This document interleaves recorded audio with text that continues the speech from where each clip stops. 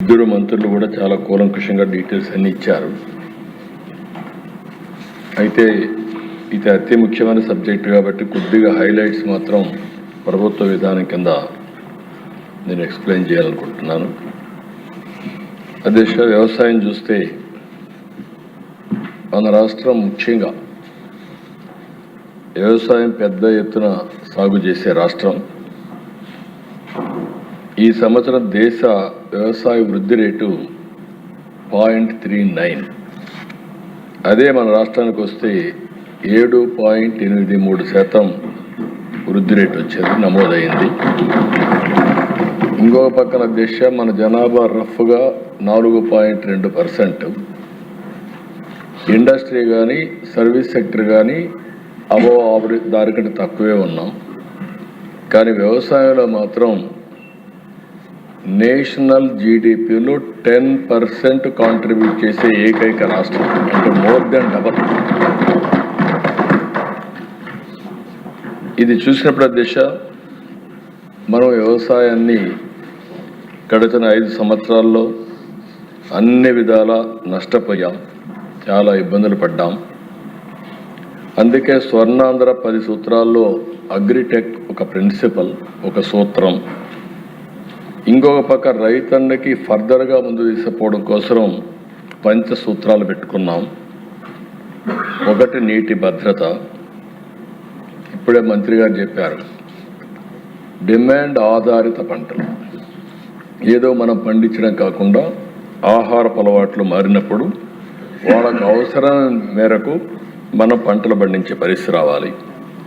Technology all walks of లైఫ్లో వచ్చింది కాబట్టి అగ్రికల్చర్ మొత్తం టెక్నాలజీ అంతా ఉపయోగించాలి. ఫుడ్ ప్రాసెసింగ్ పోకపోతే, వ్యవసాయ ఆధార పరిశ్రమలు లేకపోతే రాను రాను మనం పండించిన పంటలకి చాలా వరకు వేరియేషన్స్ వచ్చి చాలా నష్టపోయే పరిస్థితి వస్తుంది. అల్టిమేట్గా గవర్నమెంట్ ఎప్పుడు ప్రభుత్వ విధానాలు కానీ అదే మరిగా ఏదైనా క్రైసిస్ వచ్చినప్పుడు ఆదుకోవడం కానీ చేస్తూనే ఉండాలి. ప్రభుత్వ మద్దతు కూడా ఉండాలి. ఇలాంటి 5 ప్రిన్సిపల్స్ పెట్టుకున్నాం. రాష్ట్రంలో 22.5 లక్షల వ్యవసాయ పంప్ సెట్లు పనిచేస్తున్నాయి. ఇంకొక పక్కన అధ్యక్ష ఈ సంవత్సరం కూడా 69,000 కనెక్షన్లు అదనంగా ఇచ్చాం.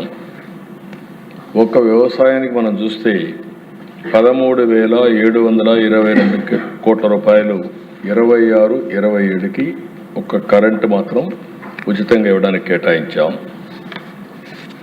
మనమందరం కూడా దేశ ఆరోగ్యం కూడా బాగుండాలంటే న్యూట్రిషియస్ ఫుడ్ తీసుకోవాలి. పంటలు కూడా బాగా రావాలంటే దానికి సాయిల్ హెల్త్ కూడా చూసుకోవాల్సిన అవసరం ఉంది. దీనికోసమే మైక్రో న్యూట్రియంట్స్ కూడా వెళ్ళి ఈ సంవత్సరం అయితే పెద్ద ఎత్తున దగ్గర ఒక 1,250 మెట్రిక్ టన్నులు మైక్రో న్యూట్రియంట్స్ కూడా సరఫరా చేశాం.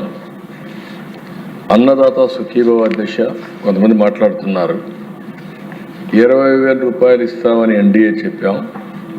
3 ఇన్స్టాల్మెంట్స్ కేంద్ర సమానంగా రాష్ట్ర వాటా కింద 14,000, కేంద్ర వాటా కింద 6,000, మొత్తం 20,000 ఇస్తున్నాం.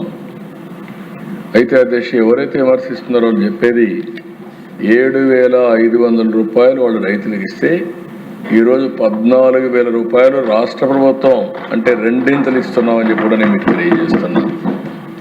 ఆ రోజు ఒక్క రైతుకి డబ్బులు ఇస్తున్నామని చెప్పి మిగిలినవన్నీ కట్ చేశారు. అంటే వ్యవసాయాన్ని పూర్తిగా నిర్వీర్యం చేసే పరిస్థితికి వచ్చారు. ఈరోజు మనం నిన్న కూడా మినిస్టర్ గారు వీళ్ళందరూ మాట్లాడడం మీరు చూశారు. 47 లక్షల మందికి ఇన్పుట్ సబ్సిడీ 310 కోట్లు ఇచ్చాం. ధాన్యం కొనుగోలు దిశ రికార్డు స్థాయిలో 24 గంటల్లో వాళ్ళ అకౌంట్లో వేసాం 10,876. ఇది కాకుండా దిశ మీరు ఒకసారి చూస్తే 1,670 కోట్ల రూపాయలు బకాయిలు పెట్టిపోతే ఆ బకాయిలు కూడా చెల్లించే పరిస్థితికి వచ్చాం. వీళ్ళు రైతులు ఆత్మహత్యలు ఎక్కువ జరిగే ఆ కాలంలో వాళ్ళు బకాయిలు పెట్టిపోతే 5,67,00,000 ఈ ప్రభుత్వం వస్తారు, అది కూడా పే చేశాం. ఈరోజు నేను ఒకటే చెప్పాను, ఆత్మహత్యలు జరగడానికి వీలు లేదు, రైతు ఆధారపడడానికి వీలు లేదు, రైతుకు అండగా ఉంటాం. ఎక్కడన్నా ఆత్మహత్య చేసుకుంటే ఏ కారణంతో చేసుకున్నాడో అధ్యయనం చేసి తిరిగి పునరావృతం కాకుండా చేయడానికి ప్రతి రైతు ఆత్మహత్యని ఆడిట్ చేసే పాలసీ కూడా తీసుకొస్తున్నామని చెప్పి మీ ద్వారా రైతులకందరికీ హామీ ఇస్తున్నాను. ఇంకొక పక్కన దిశ యాంత్రీకరణ. ఈరోజు మోడర్న్ ఏజ్లో యాంత్రీకరణతో ముందుకు పోతున్నాం, సబ్సిడీలు ఇస్తున్నాం, ఊబరైజేషన్ తీసుకొస్తున్నాం.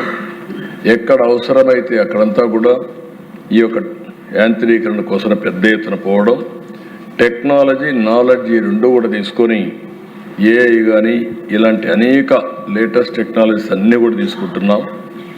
తొందరలోనే ఈ సంవత్సరం నేను అనుకుంటున్నాను ఏఐ అగ్రానమిస్ట్ ప్రతి ఒక్క రైతుకి అండగా ఒక ఏఐ అగ్రానమిస్ట్ ప్రొవైడ్ చేసే బాధ్యత ఈ ప్రభుత్వం తీసుకుంటాం. ఏ పొలం దగ్గరికి పోయినా మళ్ళీ ఎవరో సహాయం చేయడమే కాకుండా నేరుగా అసిస్టెన్స్ ఇచ్చే విధంగా తీసుకొస్తాం. ఫుడ్ ప్రాసెసింగ్కి ఎక్కువ ప్రాధాన్యత పెట్టాం. 14,230 కోట్ల రూపాయలు పెట్టుబడులు వచ్చాయి. దీనివల్ల 2 లాభాలు, ఒక పక్క ఉపాధి కూడా వస్తుంది. ఈ ప్రభుత్వం వ్యవసాయ ఆధార పరిశ్రమలు ఫుడ్ ప్రాసెసింగ్కి ఎక్కువ ప్రాధాన్యత ఇస్తున్నాం. దీన్ని లాజికల్గా తీసుకెళ్తాం. ఇంకొక పక్కన దిశ ప్రకృతి సేద్యం 8,168 గ్రామాల్లో జరుగుతూ ఉంది. 17,75,000 ఎకరాల్లో ప్రకృతి సేద్యం సాగు అవుతూ ఉంది. 15 లక్షల మంది ఫార్మర్స్ ఇందులో పనిచేస్తున్నారు.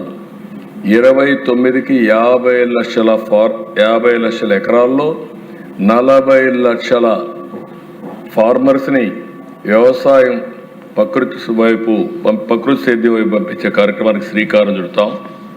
ఇదే కాదు, ట్రేసబిలిటీ సర్టిఫికేషన్ దీనికి కూడా ప్రాధాన్యత ఇస్తున్నాం.